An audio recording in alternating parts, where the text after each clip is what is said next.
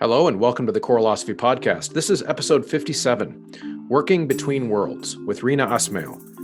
Reena is currently the composer in residence for the LA Master Chorale and the composer of TaReKiTa, published by Oxford Press.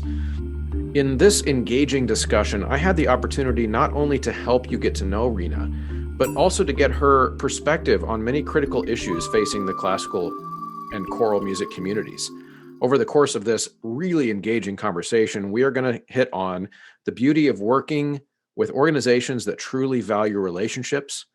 We're going to talk about Reena's criteria for accepting commissions, as well as Indians and South Asian representation in Western classical music, the distinction between the organizational level conversations about representation and when two people are speaking in the interpersonal realm. We're going to talk about working with both Western and Indian classical musical styles and how it's exhausting when there's always an adjective in front of your name, and so much more. This is just a really interesting and fascinating conversation. And I'm going to start out by explaining to you that, first of all, this is also an exciting milestone on the show. This episode is the first installment of the brand new Oxford series on the Corollosphy podcast. And so let me explain to you a little bit about what that is. The Oxford series is a partnership, a collaboration, if you will, between myself and the Corollosphy podcast and Oxford University Press's choral division. So what does that mean? So ultimately, this is different than some of my sponsorships that you might notice on the show. So my companies that I'm plugging to you all the time, the Sight Reading Factory and My Music Folders and Graphite, Ryan Main, and Voce Vista, those are affiliates. This is a collaboration. And you know that I like to be very upfront with how all of this works with you. I like to be very transparent about the money part of it and how it all works. This continues to be a show that no one pays me to do. And that's really important that the audience understands that. I still am relying upon you to go to those affiliates and use that promo code or head to Patreon and subscribe. And that's important to me because I want this show to not be owned by anybody but me, because I want to speak my mind and my truth and discuss these things with my guests with no filters, right? So that continues to be the case with this Oxford series. And the reason I'm so excited about it is because we have a win-win-win situation that we can present this Oxford series. Here's who wins.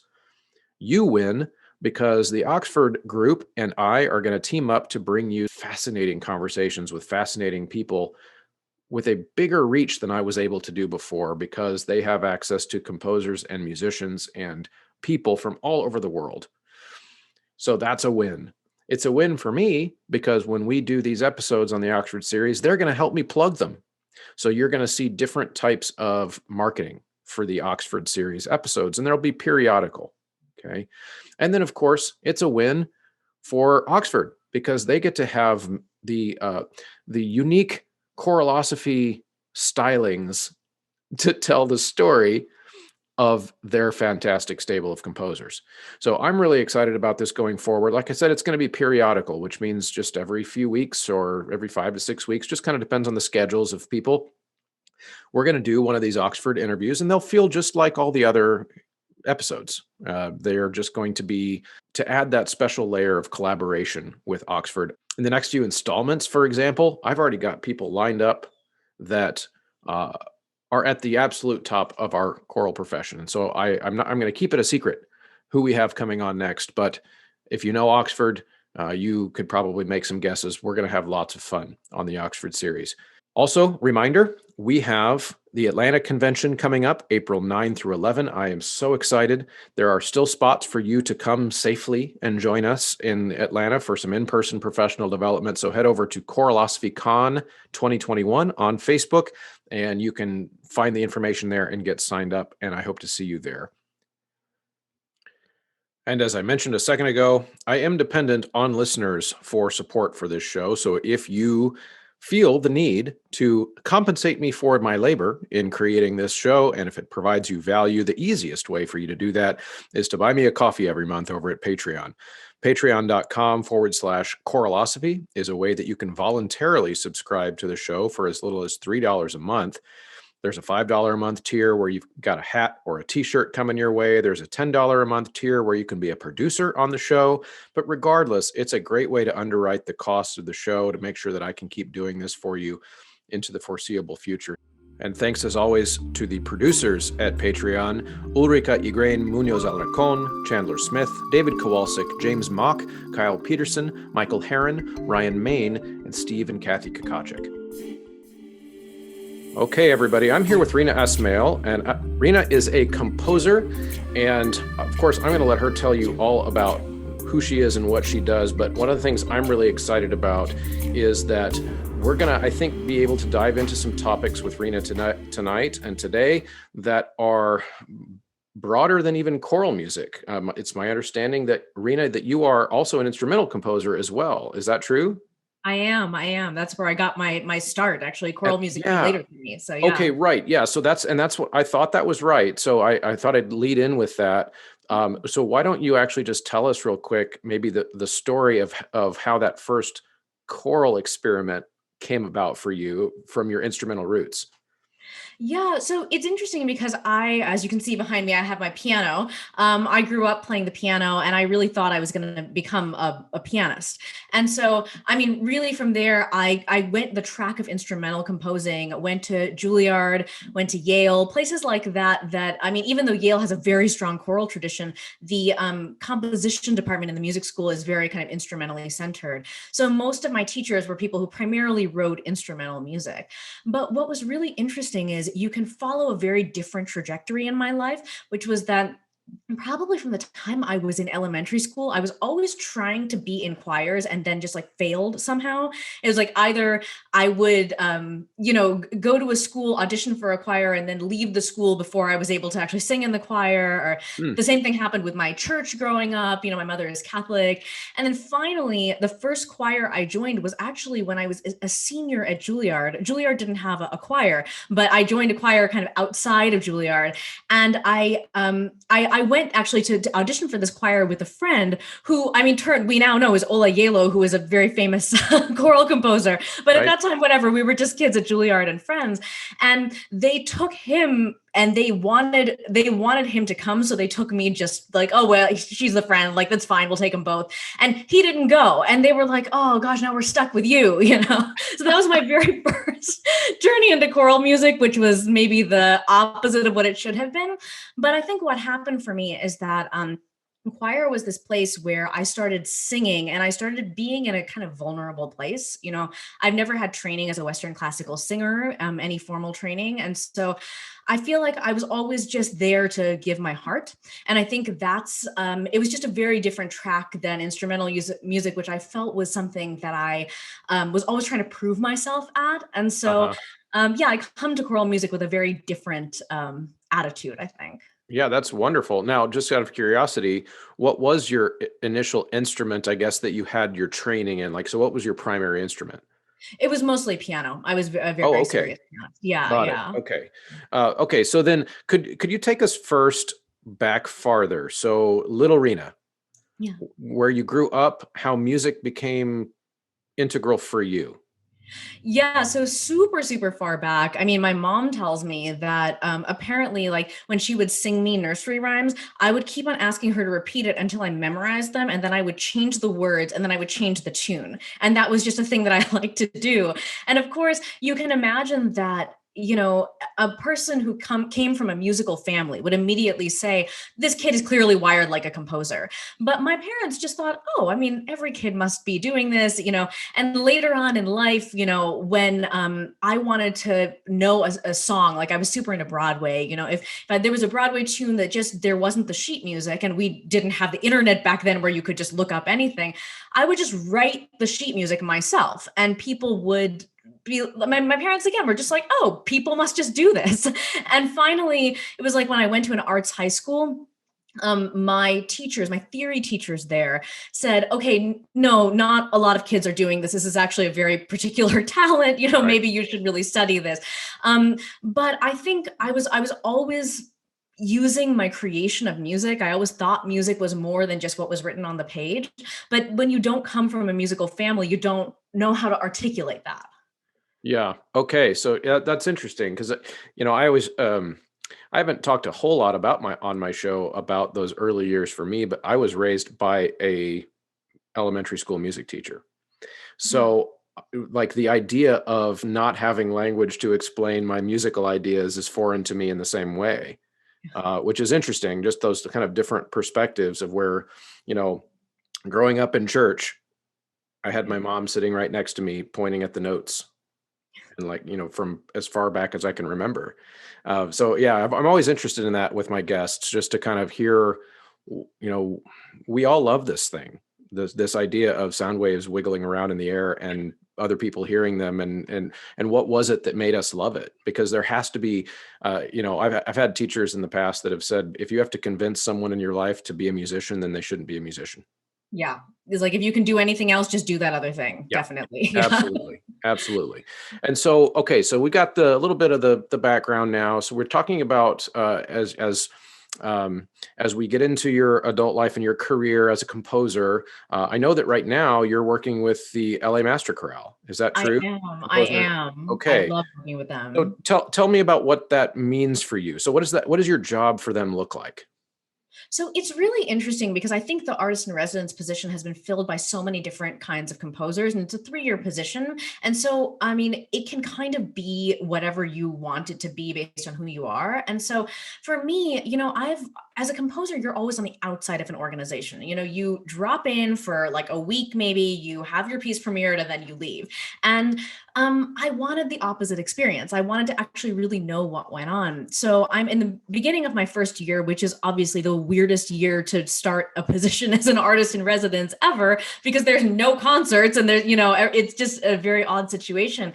But it's been amazing because I've been able to actually meet everyone on the staff, go to all these different meetings, figure out how the internal workings of the organization, and then kind of help the organization dream about what can kind of come out of this time. And Right. so it's been amazing to just see how it works, and amazing to see just the integrity of this organization. It's just incredible. So, yeah. So, what are some things that make it incredible? It just the people to work with, the collaborative environment. Tell me more about what makes an organization for a composer, because I've literally never written a piece of music since undergrad theory. What does that look like for you? What makes it so great? I think it's just these little things. And I think, sometimes when you see someone's poster on advertised on a concert, you don't necessarily know like how those people are being treated, how the back end of an institution works. But, this really beautiful, I mean, two really beautiful things happened just in the last few weeks. One was that we were doing an event with a couple of composers, and I was moderating the event. And the events manager actually invited my parents because they were like, "Oh, we know you live in Los Angeles. We know your parents. Like, please come." And it meant so much to my parents, who have really supported me this entire time, who have been to so many weird, random concerts in basements. Finally, I have a position at a big institution, and this institution isn't just taking me and like without my past or without anything. They're really interested in the other people in my family, and that meant, it took something to reach out, and that meant a lot. And then the other thing that I thought, was so indicative of how thoughtful this organization is, one of the managers, the production managers, they were trying to figure out, what posters to put up and stuff. And they had this one poster, and it was the perfect, it was just like people singing, and it was reminding us we're going to be together singing again. And it went through all these different levels. And finally, at the end, the manager saw it and said, there's a thing that's happening here. One of the people isn't actually on our roster. They were a sub. And, I know that no one's going to care about this, but our singers will know. And that's the thing that, we just have to kind of realize that. And I Mhm. thought, I mean, the amount of times you see stock footage of people and, they don't really care whether the musicians care or not. Right. And stuff like that just makes me feel like that's where the difference in organizational integrity is. And I've worked with so many organizations, orchestras, choirs, chamber ensembles, and there are a few that really stand out as organizations who take these things into account. And I remember when I was like just about to get the job at the Master Corral, there had been many other organizations I'd turned down for a position like this. And I mean, I had no reason to turn them down. on. It's not like I was just, I mean, no one had given me a position like that yet. But I said to myself, like, I just want to work with an organization where I love being there and I love being with the people. And the minute that Grant Gershon called me and said this, I was like, wow, it was worth it to hold out until I knew that something like this was possible. I mean, this is like my dream come true. So yeah. That's amazing. And so it sounds like what you're really describing is relationships, Yes. people who are are prioritizing the relationships. Yeah. And that's important. So I this, another little side story here where my day job is teaching high school level choir. I've been doing it for 18 years. Awesome. And one of the things that I've discovered over the course of that 18 years and of the thousands of students that I've taught, many of my kids, because we have a large program and they work to a pretty high level of literacy by the time they graduate, and the college conductors around love to have them because they can read music and they have a technique and all this kind of stuff, right? So it's very common for my students to go on to the college level and sing. And this is not an indictment of any of my collegiate colleagues. However, most of them don't continue to sing once they get to college. And when they reach out to me and I say, "Why did you stop singing?" It's almost always a relationships based answer. When Yeah. they say that they didn't keep singing, they'll say something like, "I don't know, Mr. Muntz, just like when in high school, we just all loved each other and it was all family. And when I got to college, I didn't really know anyone, and I didn't have those relationships anymore." And of course, I usually scold them and I say, "Well, but you didn't put the time in to make the relationships." But my point being that we take for granted, possibly in the classical music world, especially when we get to be grown-ups in the classical music world, of what it really still means to form relationships within our organizations. Is that something you come across in the? I'm curious too about the instrumental world, and if that's something that you come across there too. Yeah, I mean, it's fascinating to me how different the choral and instrumental worlds are. And of course, I'm not surprised to hear you say that because, I mean, to me, choir at its best is about community. Yeah. And it is this thing where, I mean, in one way, it's kind of the perfect way to teach music because you don't need a lot of, resources or whatever to get kids to a very high level. It's like I've gone to work with, community college choirs that are like almost at a professional level in terms of what they can handle. Mhm. And I just think you can do a lot through group training. You can really get people to a very high level. And what's interesting to me is the environment of the Master Chorale is, I mean, at least from what I've been able to tell, is just so collegial and so loving. And especially during this time, you see how people interact with each other online and stuff, and you just see that everyone is just dying to be back together. And I mean, I think we had this Zoom call just to actually have a Zoom rehearsal for a piece, and you could kind of tell at the end no one wanted to leave. People are like, it's just so good to be with you again. Right. And I don't know how the instrumental world is faring with things right now, but I just know that in general, I mean, I've stood in front of choirs and I've stood in front of orchestras, and I usually get a lot more glares from orchestras than I do from choirs. I don't know what it is. I don't know whether it's the nature of the fact that you can be professional very young and maybe then things are kind of different. It's the fact that you're beating each other out for jobs at the top levels. Maybe it's just the way that the hierarchy works, but with choirs, you literally depend on one another for your notes. You depend on one another to blend sound. There's a certain thing about the nature of choral music that makes it relational.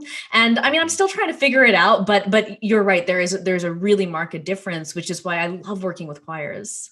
Yeah, absolutely. I agree. I here's how I would say it very simply, because I think it's a combination of all the things you just said, but I think I could boil it down. In a choir, I am my instrument. Mhm. That's it. And so if it's out of tune, it's me. If it's Mhm. not pretty, it's me. If I sang the wrong vowel, it's me. If I'm if I'm a clarinetist, I can blame my ligature. I can blame my dry reed. but but in a choir, it's me, and I'm the one that did it. Like if it's good or bad, right? So there's a certain amount of vulnerability, an inherent vulnerability that we bring with us into a choir. And especially earlier, you were talking about your background of kind of informal training as a singer, Mhm. um, and that in my experience is no different than the classical trained singer. it's still me, right? And Exactly. and so that's something that is very inherently, I guess, human Mhm. for us, which I think is beautiful. It's why I love the job. Have you renewed your Sight Reading Factory membership yet this year for you and all of your students? If not, get started. It's not ever too late, in my opinion, to give your students the gift of confident literacy and the empowerment that that brings. It's amazing what happens when you really start to see the growth and you see that confidence build in their eyes. You can always use Corollosphy at checkout to get 10% off your whole order. For a school's order, that's a big savings, and you can use that code every time you renew each school year. So let's go a different direction now slightly. So if we you said earlier that you kind of, maybe not by plan at the time, but you'd turn down some opportunities to be a composer in residence for some other organizations, and you held out, and the Master Chorale came along, and it was, Shangri-La, and all the things, right? And so has that informed you now, since that experience, of how you would go forward accepting commissions or accepting jobs, or like what do you have rules?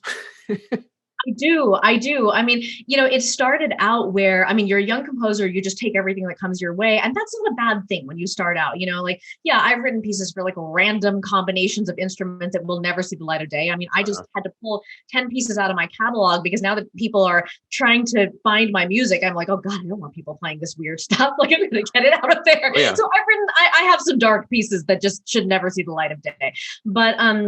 But it's interesting that as I got further and further in my career, I started asking myself, when I could afford to be choosy, I started asking myself a number of questions. And I've kind of boiled it down to these like 3 questions. The first question is, am I going to learn anything? So, someone recently approached me to write a piece for trombone and piano. And I was like, that is fascinating. I really have not ever written a piece for solo trombone that's accompanied, and I just want to see what I can do. And it seemed like a person who really had worked with a lot of composers, and she really knew.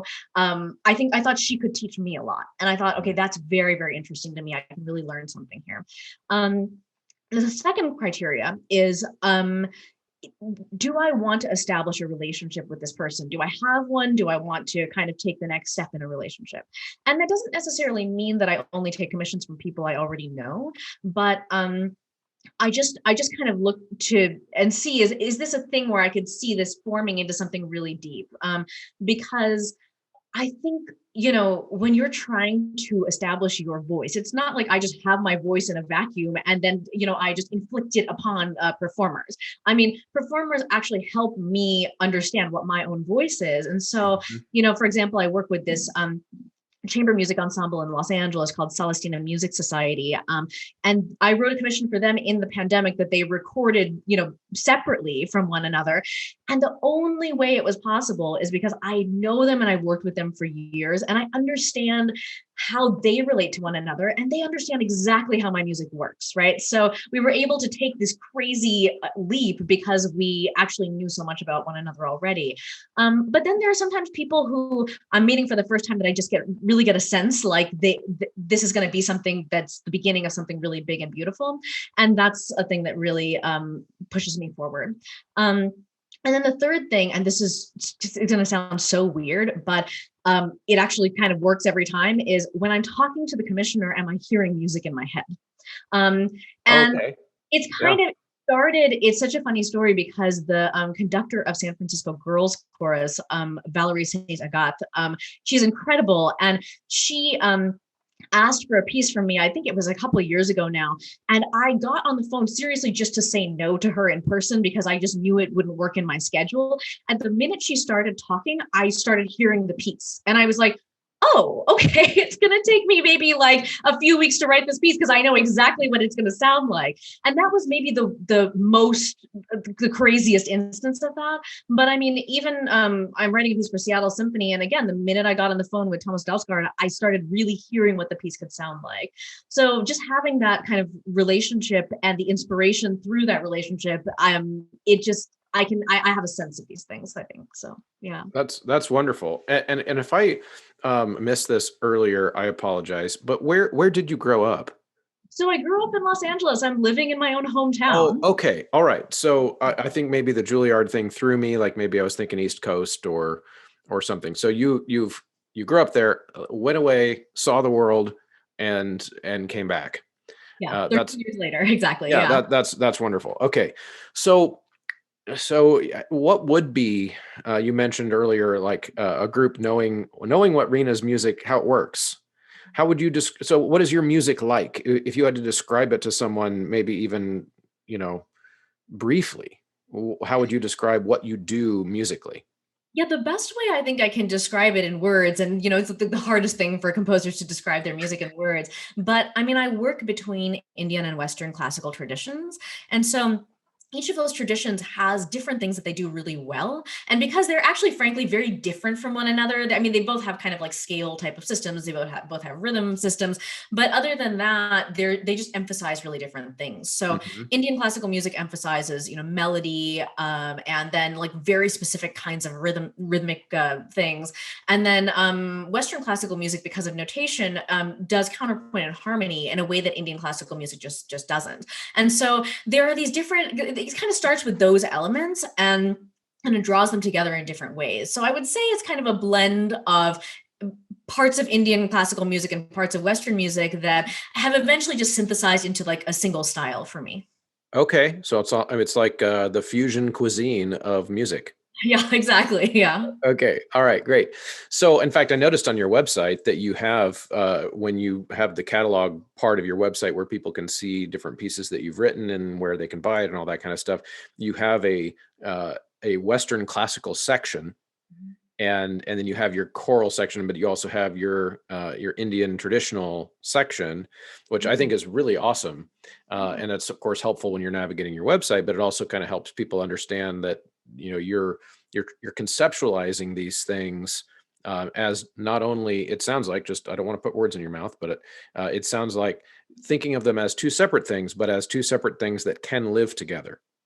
Absolutely. And I mean, it's also saying, I'm glad that you caught that on my website because it's a recent change. Like, shout out to my amazing assistant, Melanie, who has done so much work to put this website together in the pandemic. Uh-huh.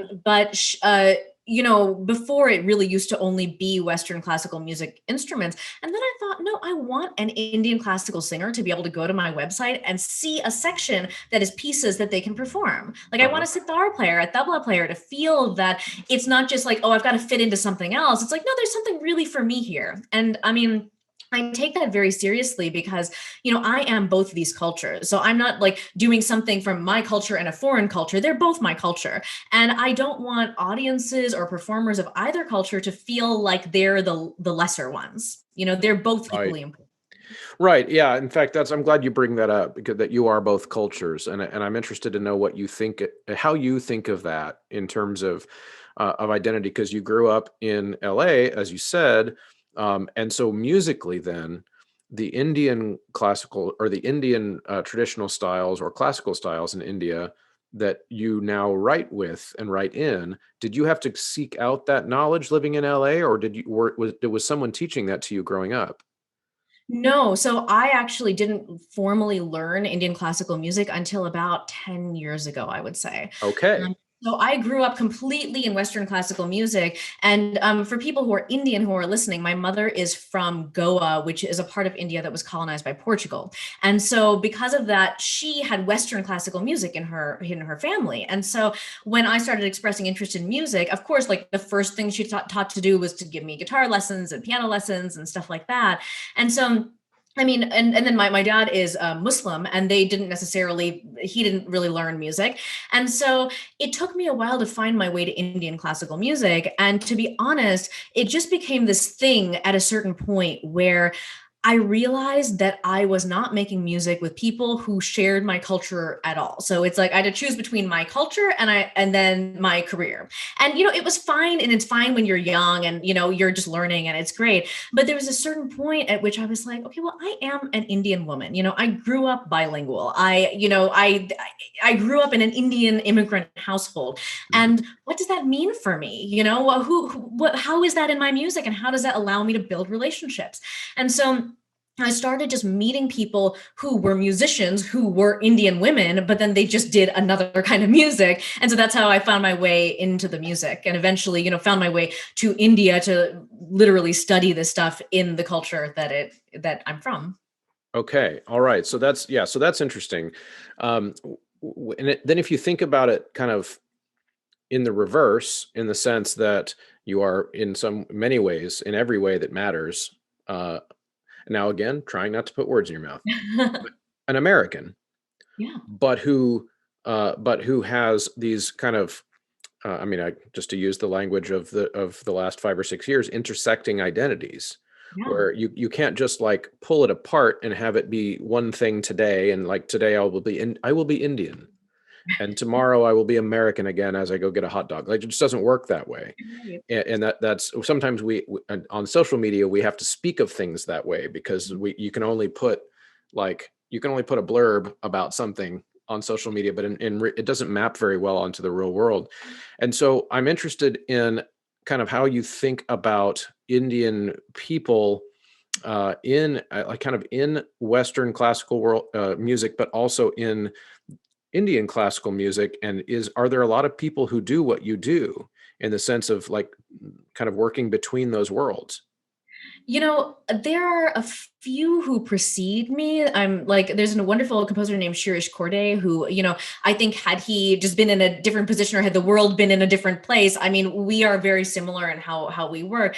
But by and large, I just don't think it's a thing that even I, growing up, was not encouraged by Western classical musicians early on to study Indian classical music. And if it was anything, it was kind of just like you look like this, so you should be doing this. Like, I'm still from that era, right? Where Right. people were like, oh, this is just this side thing. Like, India is just this random place there. And so it's just been really interesting, because I'm seeing now in the next generation, there are a number of young Indians who are going into Western classical music. And it's fascinating to actually connect with them, because I mean, I have a song cycle that's in Hindi, and there are a lot of now young Indian vocalists who speak Hindi and are studying like opera, and will reach out to me and say, gosh, I never thought that my operatic training would lead me to a set of pieces I could sing in my own language. So, Huh? I mean, it's happening slowly but surely. And truly, I think it's happening because my parents came to this country as immigrants, and they, certainly weren't super rich, but they just barely, they were settled, and they were happy, and they were able to give me whatever I needed. But I still had that kind of immigrant mentality of like, you need to make this work, because we can't just bankroll your whole life, just make it work. And so most of my peers kind of chose careers that were much more safe financially than mine. And I mean, truth be told, I mean, this is kind of getting into another conversation, but I'm always I always feel bad taking on the label of being like underrepresented in Western classical music, just because I feel like the reason why South Asians are underrepresented at my age in Western classical music is because they just went into careers that were more lucrative. So it's like my peers, my Indian peers, are out earning me by a decimal point or two. So I mean, it's just not the same thing, because our parents had the good fortune of coming to this country with, jobs and everything. But their kids now have that kind of financial backing, and they're kind of looking to do something different and take a step into a new world, and maybe they feel a little bit more secure. So I'm starting to feel the numbers change now. Yeah, that's interesting that you bring that up, because of course, you're right. Southeast Asians demographically in the U.S. are doing pretty well financially, Yeah. and it's funny that you mentioned earlier that people kind of interact. You felt like people were interacting with you about Indian classical music as if it's this random thing, or like just this thing you should do. Which, because I don't know. I've heard that India is kind of a big country, so Yeah. there's I a lot mean, of people there. it's hilarious, because I once had a teacher, I've been sitting on this idea for an opera for like almost a decade now. And an opera is like, you have to really clear out your schedule. You can't write an opera in a couple months. So, I mean, eventually one day I'll have the time to do it. But I was just at the beginning of this idea. And I said to a professor of mine, like, hey, I've here's this opera idea. Here's the Hindi part of it. Here's English, and really like gave him everything he needed to know. And he was like, why would you write this opera in Hindi? I mean, like no one is going to speak Hindi. No one's going to understand. And I was like, well, I mean, like a billion people probably speak Hindi, number one. And number two, the reason why they're not coming to the concert halls is because people think that their language isn't important and their culture isn't important. So. Yeah, that's interesting too. I'm always thinking my brain is always spinning about stuff like this too, because one of the disabilities that I have is that I grew up white in the Midwest in the United States.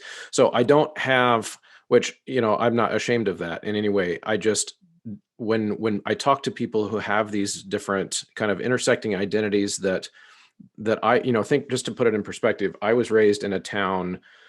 Man, I don't know any stats on this, but I would have to say it was in the upper 90% white. Wow. Right. So Midwest Kansas, middle of nowhere. I mean, I think I did know people who weren't white, but not very many. And it was very rare. And so what that created for me as a kid was that it was just not something I ever thought about, like Right. ever, because I wasn't, we think about the things as humans we're confronted with. Like we that's what we think about. And so now as an older person and somebody who does a podcast like this, where I get a chance to talk to like all kinds of people from everywhere. And of course, my community that I live in now is way more diverse. And so my world, as I've gotten older, my world has gotten more diverse. And that's beautiful. And I love that.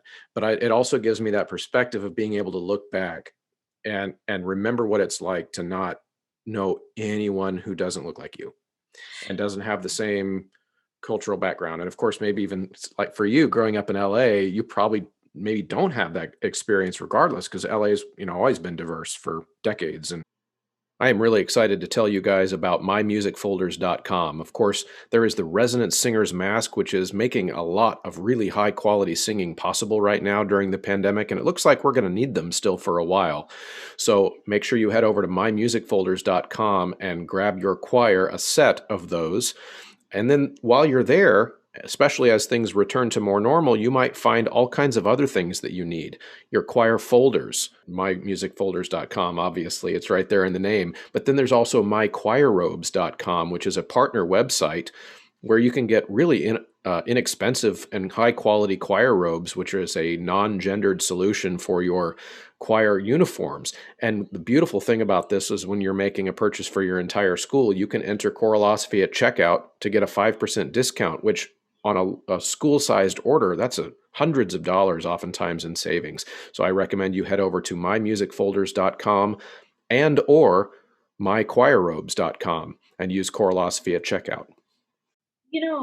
I mean, it's so interesting that you bring that up, because when I was going to school in LA, like, again, my parents came to this country, and I can now see that they were like, okay, we have one child. Education is super important. We're going to scrape together everything we possibly can and make sure she goes to like the top private schools and meets all the right people. And I'm really grateful to them for that, because the reason I do what I do now is because I know how to be with people who are in positions of power and authority, and I know how to kind of handle that.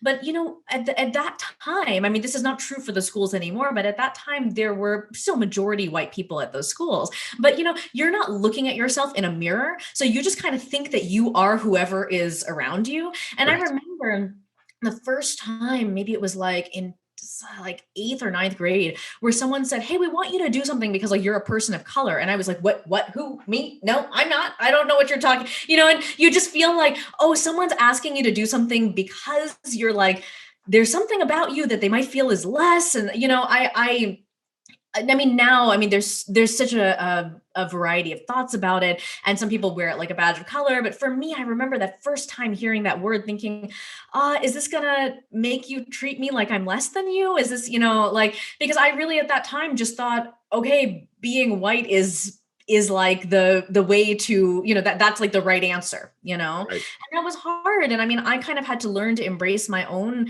ethnic identity as something that wasn't less. And, I mean, going to India and obviously being in the center, I was an Indian woman in India for 1 year, and that completely changed me to be in a homogenous environment where I was the center, Right. Yeah. So I put that in the context of, and I'm really glad to hear that part of your story too. But I put that in the context of my background because one of the things that I can't possibly imagine is I can't possibly imagine unless I ask someone else, which is why I do a podcast. What does it feel like to have someone add these kind of categories to how they describe you? Because for example, I've never been told, wow, you would make an excellent white male choir director. Right, right, right, That I've always been told you will be an excellent choir director by my mentors. right. And do you ever feel that you kind of wish that you could just be given the name composer without without adjectives? Yeah, I mean, I remember like just when I first got into being a composer, and this is like I've probably been writing music for about 20 years now. And at that time, the big thing was being a woman composer. And so you were Right. a woman composer. And because I was so young, I felt like, oh, maybe this attaches me to a community. It lets me blend in. I have this identity. And especially when you're young, you don't know where you fit in. So you're trying to just fit in anywhere. So those markers at a certain time were really helpful for me. But then, it was like, oh, now I'm a POC composer. Now I'm a South Asian composer. Now I'm a BIPOC composer, and the more acronyms that kind of get added to your name, then you're underrepresented. You're and I've seen enough of them come and go to just know that to me, when I'm just sitting at the piano trying to get notes on the page, it is just a bit of a distraction because it always feels like a layer of film that I have to go through to just get to a place where it's just me and the music. Mm. And I mean, it's hard because, on one hand, people email me every day to tell me how underrepresented I am. And I'm like, I don't know. I mean, if I never was more represented than I am today, I would be totally fine with that. I don't, it's so hard. And, I don't necessarily need to be, it's very weird because I think when people email you, they can sometimes they don't have to tell you that you're underrepresented. They can be like, hey, we love your music. Like, just come and do this thing for us, or we'd love to know how we can program your work, right? You don't have to necessarily be like, hey, I know you're underrepresented and we have an initiative to help people like you. That's just two Oh really my different things good with Lord. the same result. The same result is just like, we want to program your music, and Yeah. I think, unfortunately, we think in this language of what we say to grant applications and what we say to donors and then what we say to the composers themselves are unfortunately really similar, right? And it's Yeah. important to have these discussions on the back end to be like, okay, do we feel like we have enough different perspectives on this concert and this season? Is there someone who comes from a different way of thinking and being because they're from a different demographic or they have something new and exciting to offer? But then when you go to actually talk to that person, again, it should just be exactly what someone would say to you. Hey, we think you're a great choral conductor. Hey, we think you're a great composer. Like, end of story, right? Hmm. Absolutely. Yeah. Okay. So now I'm going to tell a really funny analogy here, but I, of course, don't want to directly compare it to your experience. So anyone listening, don't freak out. I'm a philosopher, so I speak in allegory. So when I was growing up, there was this amusement park in the Kansas City area where I grew up, and it was the amusement park is called Worlds of Fun. And it's like this theme park where each of the different sections is a different ethnicity slash national origin to its decor, right? And there was this roller coaster that they built, and they did this whole ad campaign back when I was a teenager. And I remember being off put by it at the time, which was that it was a wooden roller coaster, which the gimmick was that just makes it more exciting somehow, but yet it's not as fast and it's not as tall and you can't do as much with it. So the ad campaign was basically things like, you get this voiceover that's saying things like, the tallest, the fastest, the most exciting wooden roller coaster in the Midwest. And then of course, then my first thought was, okay, so that means it's not very fast, it's not very tall, and it's not one of the best ones, it's just one of the best wooden ones. Yeah. And and sometimes I think about that in in the context of the way you just described, the way sometimes people might speak to you, and other people of color that I've talked to and on this show and in person in real life. And oftentimes these are things that people tell me in confidence that they wouldn't put on social media, that kind of thing. And I think, wow, again, I've never had to go through that, but oftentimes I think it comes from people who are well-intended. They are so well intended. Yeah. Yeah, they just don't realize that what they're doing by telling you essentially how woke they are. They're telling you that you need them in order to be validated, and they don't realize that's what they're doing, but that's what they're doing. Yeah, and it's hard because I can just see the messages that people are getting these days. And this is a thing that I sometimes feel. I mean, I'm not white, right? So I don't know what the white experience is, but I think a lot of white people probably feel very guilty that things are the way they are. They don't know what to do about them, and so I feel so much apology from white people. And I mean, for me, I guess apology is always a closed loop. It's always a thing where if you're always apologizing, if you're always feeling guilty for saying things, like, we're never going to really get into it with one another. And admittedly, like, recently I've been trying really hard to engage in dialogue with people who are just very different than me. And because I'm a woman, I'm a person of color. So diversity for me doesn't mean like other women and people of color. It means like white men, people who are on different sides of the political spectrum than I am, people who are a different age than I am, people who are, just facing really different challenges than I am. And I mean, to me, being able to engage in dialogue with people who have a very different opinion, there are some people who feel that me being represented is a door to them being able to be represented, which is wonderful. But then there are also people who feel that me being represented closes the door for them, and that's not a thing that I don't want to be that person, and I'm not, as a person. But sometimes stories get told about you that way, and the only thing that you can do is get out in front of your own story and really take the time to have those discussions with the people who feel that they can't even say anything, but they can't ask for anything either because they'll be seen as taking too much. Right. Absolutely.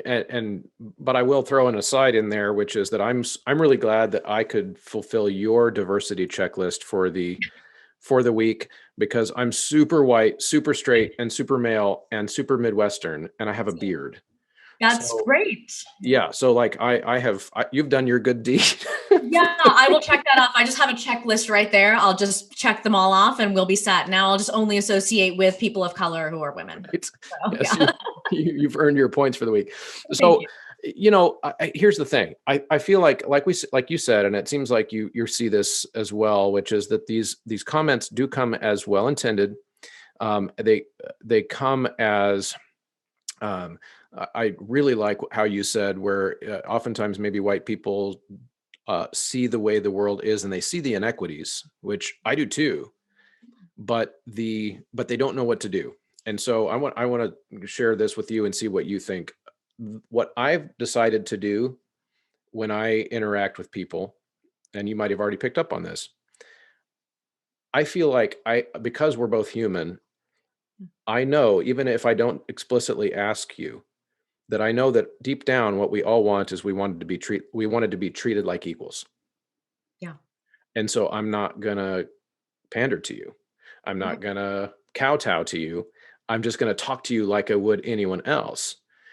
And I think that's important because, as musicians in particular, I know that we all of us, I don't care what your musical background is, you want to be accepted by a musical community because you're a good musician. And because you have something to communicate and you have something to contribute to your musical community, whether it be your choir and it's amateur and maybe whatever, or a pro choir or your opera company, or as a composer to your organization, you want people to look at that musical contribution that you've made and be, wow, Yeah. that was amazing. And never for it to be, that was amazing. That was one of the best women of color compositions that I've ever, because that's the wooden roller coaster. Right. Well, and I mean, I see it on the other side too, because obviously I work in Indian classical music as well. And, I mean, people don't doubt my credits, and that's not a thing that I experience, and they should. I mean, I don't have the same training in Indian classical music that I do in Western classical music, but, for a long time, the person that I founded my organization Shastra with. And so we work between Indian and Western classical music. But he was a white man who grew up in Idaho, who was an Indian classical singer. He went to India, he trained very deeply. And I mean, I can vouch for the fact this guy is an excellent singer. And sometimes he would go to India and give these concerts, and people would say, "Oh, you were so great. When I just closed my eyes, it was like I saw an Indian man." And he was like, what? Like, is that, I mean, I know you're trying to compliment me, but I mean, I could do the same thing as a white man, you know? And so, you especially, that's why I think it's so valuable to work in different cultural contexts, because the minute you know that your context isn't the only context, like there's so many times where, say you'll walk into a concert of all new pieces and there's something just super weird going on and everyone's like, yeah, so into it. And I'll just, in my mind, I'll be like, what if I was just an Indian singer and I had just walked into this room and I just can't take it seriously, or it just lets you kind of release a feeling that you need to like something that maybe you don't like, or that you need to buy into a certain cultural expectation. So definitely that dual perspective has helped me stay very light in my my interpretations of things. And also, like, I don't get as offended when I think people have really good intentions, because I mean, even though sometimes people say things where I'm like, oh gosh, like what? I just know that if it's coming from the right place, the best thing I can do is just take it in stride and try to build a relationship that's beyond that. And so, eventually you can always go back and be like, oh, hey, this is kind of a weird thing to say. But in the moment, you want to be a connector. And I like being that person. So, yeah. Have you ever had to have a conversation kind of like, maybe in the moment in a professional setting where you've had to express that, like you've had to say, I know that you meant well, but here's how that made me feel? Or is that something you just kind of keep outside of the professional side of things? Yeah, I'm trying to think. I'm sure I have. Oh, yeah. Oh, now that you're asking, I think I definitely have. I mean, it's more, I think, about being a woman maybe than a person of color, where Okay. sometimes people don't understand that women say no in many different ways. And so sometimes, there was a time where I was asked to kind of do this opportunity. And I sent something back that was like, I'm sure you're going to find the right person for this. This is not really my thing, whatever.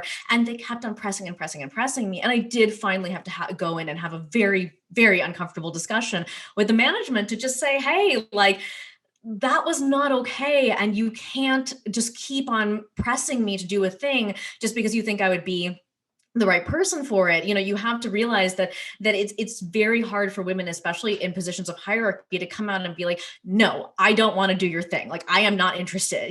We just aren't, I mean, maybe the younger women are better at this, but certainly women of my generation and above do try to do a soft landing more. So yeah, there have been things like that, but yeah. Okay. So this another thing you might have already picked up. I'm not a super formal person. So if you want me to edit this out later, I will. But you've mentioned your generation a couple times. How old are you? Because I'll tell you that I'm 41. So I just turned 38 today. Today is my birthday. Okay. Happy birthday. Oh, no kidding. Yeah. Thank you for spending it with me. I Sure. feel guilty now that I took part of your birthday. Oh, it's totally fine. My sister knew it was my birthday and she scheduled this, so it's totally Okay. fine. Yeah. No, Gotcha. I'm Okay. so happy to be 38. I can't tell you. Okay, good. So we're in the same generation. So like we would have been in high school together. So we're not that far apart from each other. So that's interesting because I do feel like that is a conversation that, even though you and our backgrounds culturally are different, and our parents' backgrounds are different, the one thing that we could probably very easily identify is how conversations like this that we're having right now have changed so drastically in the Yes. last 15 years, to almost become a minefield. Oh, absolutely. Yes. Yeah. Yeah, and one of the things that, of course, in my experience so far, I'm actually, so it's your birthday. I think we might be, yeah. So I'm not quite exactly on the anniversary. I think in 2 or 3 days will be the second anniversary of the show. I started the show in February of 2019, Oh. and what I found fascinating about it is I've had a ton of these kind of conversations where I'm 100% sure that half of the stuff that I've just said to you in the last 15 minutes would get me canceled if I just typed it on Facebook.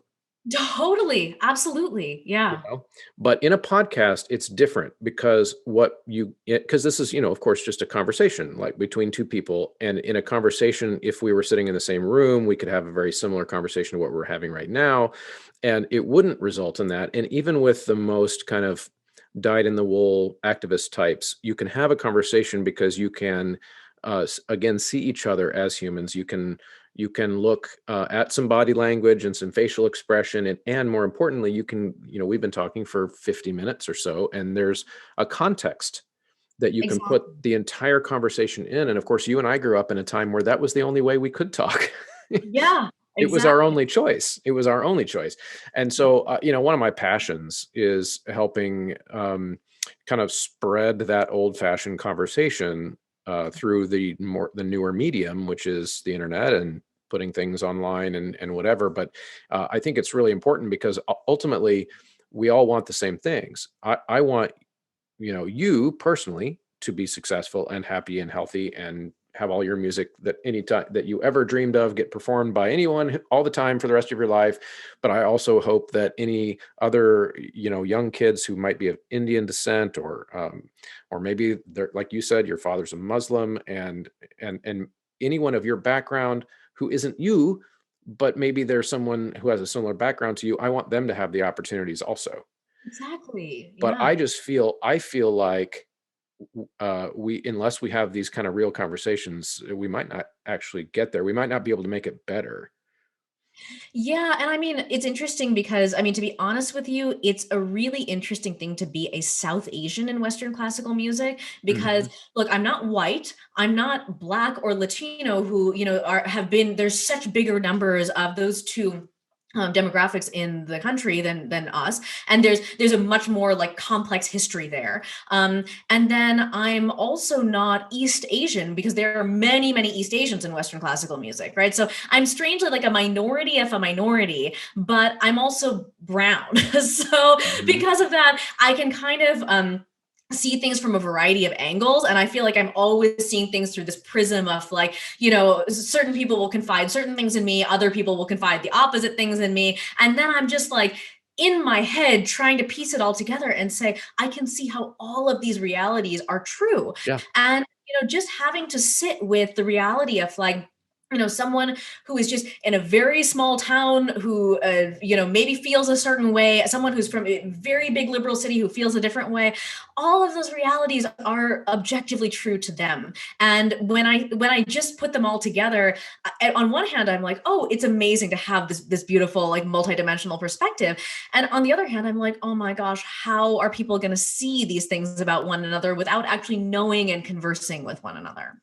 Yeah, absolutely. You mentioned and I actually hadn't thought of it until you just mentioned it a second ago, of being South Asian as being almost a, um, I'll just say this bluntly, I guess, as one of the minorities in the U.S. that we don't talk about as much.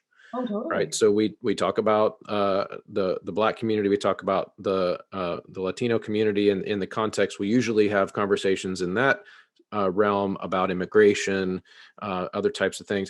Now, I have a Twitter friend slash pen pal that I communicate with regularly, and who's been on the show. Roderick Graham is a sociologist over at Old Dominion University, and one of the terms that he uses to describe this concept is involuntary minorities, as being Oh, distinguished from populations that came of their own volition to a place. And right. he's studied that over the course of time too, even looking at the difference between the way, say, South Asians do demographically in terms of financial ability, which we talked about before, or I guess achievement is a better way to say that. And then even looking at like the Nigerian population of immigrants versus descendants of slaves and other types of things. So Dr. Graham would say that you have to distinguish between a population that came on of their own, like because they wanted to, versus one that was taken somewhere, or in the case of the Latino community, prevented from coming slash there's this state intervention aspect of it that he talks about. He's an academic, and so I don't really understand all of it, but which that kind of makes sense to how you're speaking of this, because it does then create almost minorities within the minority community that could be marginalized from the conversation while we're talking about marginalization, Right. which Yeah. is ironic at best. Is that Well, something you?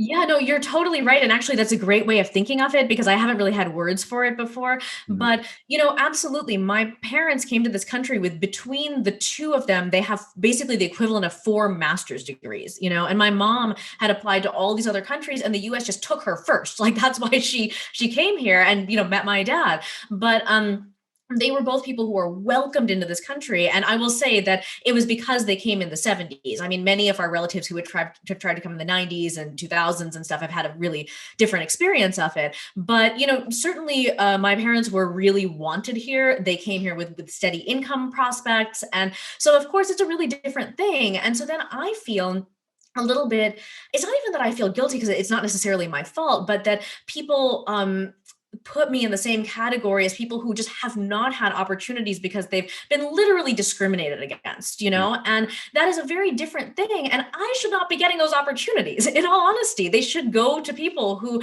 actually have had issues. That I haven't faced. And so I'm happy to be, it's like, I don't think this might be the first time I've used the word ally to describe myself because brown people don't get to call themselves allies. But I think, I'm happy to support other minorities who have had deeper issues in this country because we are not in the same situation, and it's not fair to people who have had a harder time to put me in exactly the same boat as them. Right. Almost as if skin color doesn't mean everything. Right, right. Yeah, right. So, okay. So, my goodness, this is fun. I could talk to you about this kind of stuff for another 2 hours, but I'll spare you because it's your birthday. Let's go one final direction here. Um, in the Oxford catalog, you have a piece that's like a short Indian. I guess, is it Indian classical, or would you call it Indian? Is it called TaReKiTa? Is that TaReKiTa, yeah, TaReKiTa? exactly. Yeah, Um, yeah. And it is kind of based in Indian classical music. Yeah. okay, so tell us a little bit about that. Yeah, so this is a piece. I mean, like I was saying, earlier, so much of my music works between Indian and Western classical music. And most of it is for professionals. But in this case, I was actually working with a choir in downtown Los Angeles called Urban Voices Project. And they're a choir that is, people who are currently or recently homeless. And so, I mean, this is a choir that I loved so much. They have just such a beautiful vibe about them. And I just started teaching them Indian classical music. And they were so fascinated by the Indian rhythms that I said, okay, let me just write a quick thing for them to sing. Like this will just be a really fun thing. And I mean, I think sometimes when you write a piece, again, built from relationship, built out of like a genuine love for a group of people that you just want to see them like have something that they can just dig their teeth into. This was that piece. And I mean, I had no idea when I wrote this piece that it would have the reach that it does. But somehow it's just this combination of Indian rhythmic syllables. They're kind of onomatopoeic syllables that come from like the tabla or the sitar. And so it would be kind of the equivalent of a scat in jazz, but it's just manageable enough and in layers that, a high school choir could handle it. There are patterns that you can just kind of memorize and then feel how your tongue feels when you sing it. And I always say like learning a different language and especially learning Indian classical music is like teaching your tongue to do things that it would never do if you were just a Western classical musician. So it's been fun. It's been really fun to watch so many different choirs kind of get their mouths around it. Yeah, I'm excited. I hadn't come across it until I came to your website, and I downloaded the MP3 there from your website. Do you care if I play a little bit of it during the final version of the episode?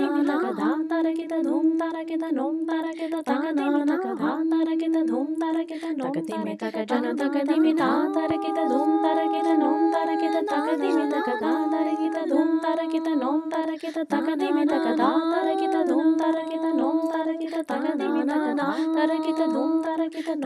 taka janu tagadimi ta tarakita dum tarakita num tarakita tagadimi taka da tarakita dum TaReKiTa non TaReKiTa takadimi takadam TaReKiTa non TaReKiTa. When did that come out, though? Just in January 21st. Oh, okay. All right. So then I don't feel so stupid for not having seen it, because Oh no, yeah, the piece is from 2016, but Oxford took it in 2020. got it. Okay, that's great. Because like, I don't know if you've heard, there's been this whole pandemic thing, and not much choir has been happening in the last year. So I haven't. I actually just had my first combined in-person rehearsal for my choirs today, since Wow. almost one full year. Because we'd been rehearsing, like our school had been letting kids come to school in small groups. And we just finally made it through that hump of getting all the kids back. So it was like, I almost cried like 3 times. It was wonderful. But that's exciting. So on the way out then, Reena, if you could, let's basically, if you were to have one thing that I didn't let you say, or I didn't give you a chance to say, in the context of things that the music world, classical music world / choral world / instrumental, all the worlds you live in, because again, you kind of work between all these worlds, that we're not talking about the right way, or maybe we need to be aware of. What else do we need to know from you?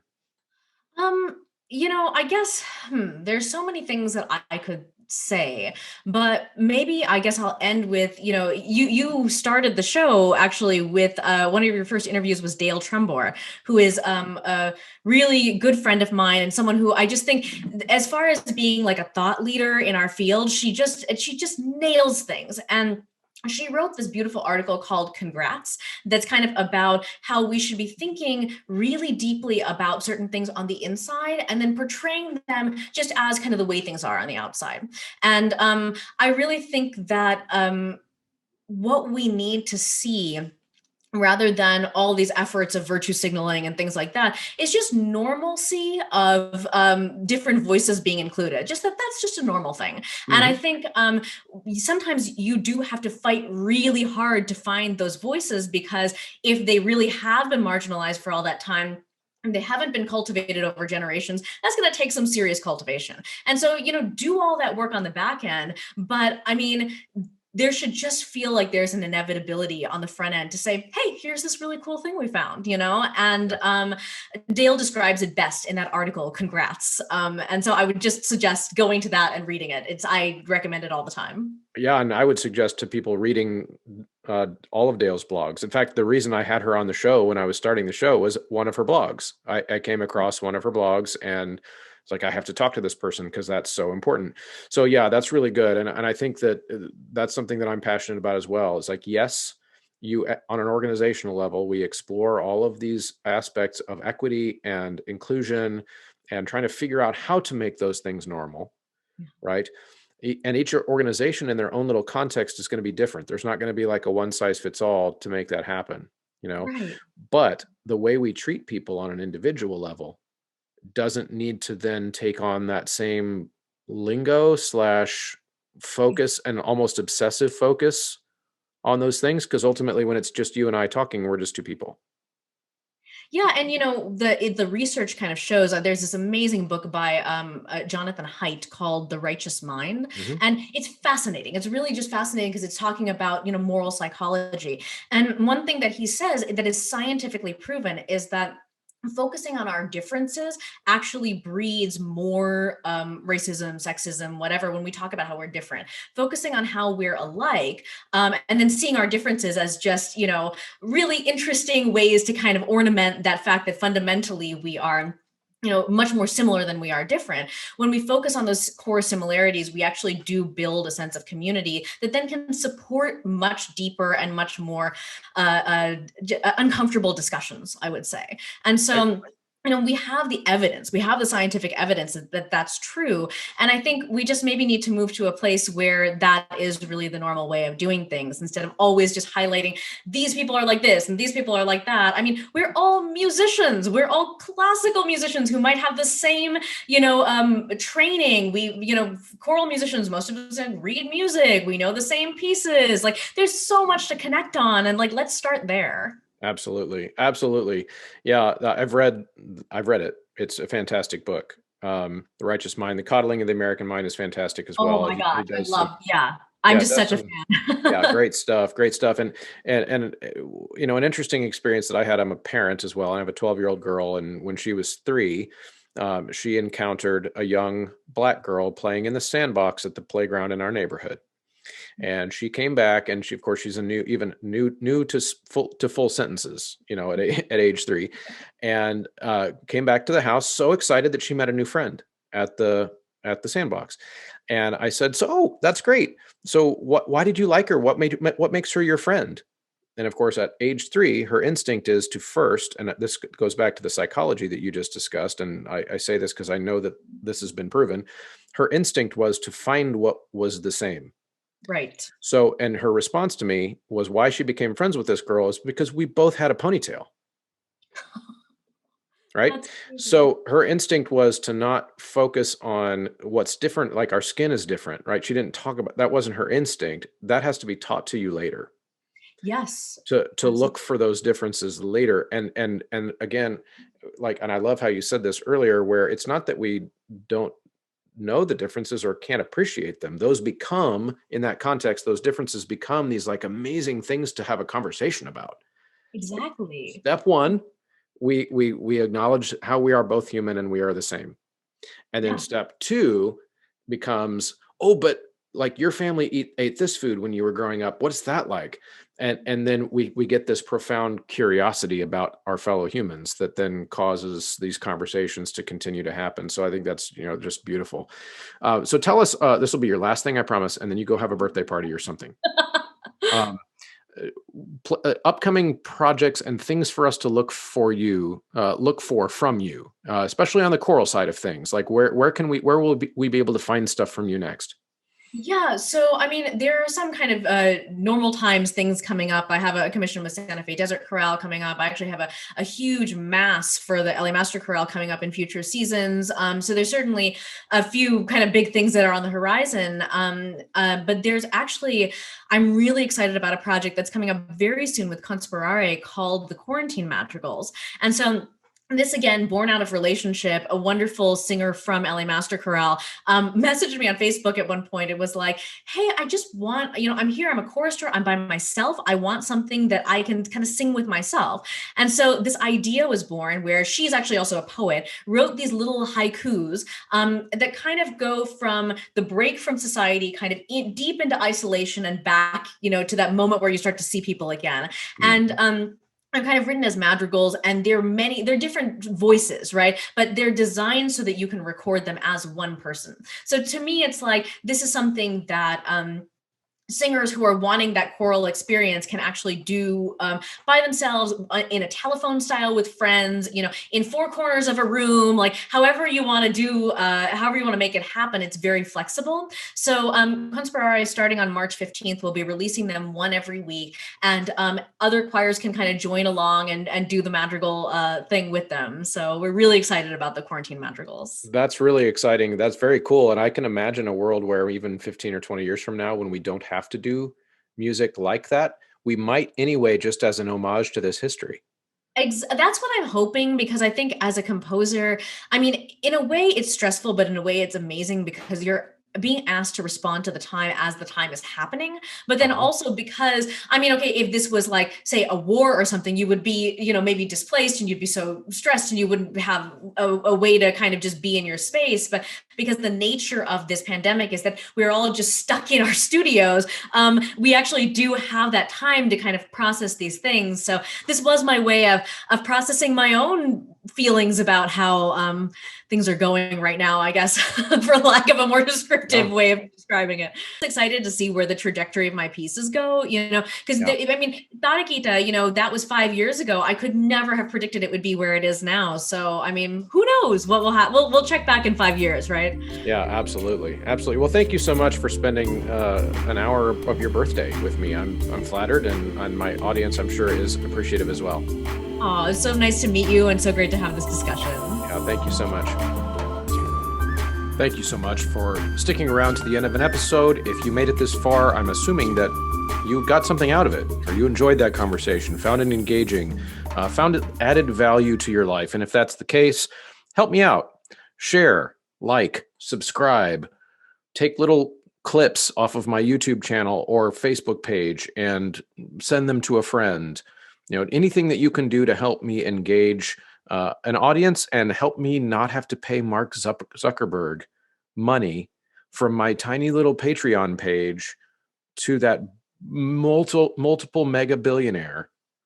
That's super helpful too. Even if you can't use the promo code to make a purchase and you can't make a Patreon monthly contribution, just helping me engage with the community is hugely helpful because it's expensive.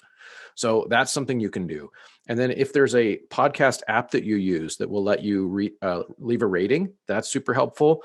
Subscribe anywhere you can. That way you're not missing any episodes. And then, of course, there's the more direct way, which is the Facebook group called Corallosophers. You can join and engage there. You can also go to Corollosphy.com, which is my website, and you can find all the past episodes, all the past program notes.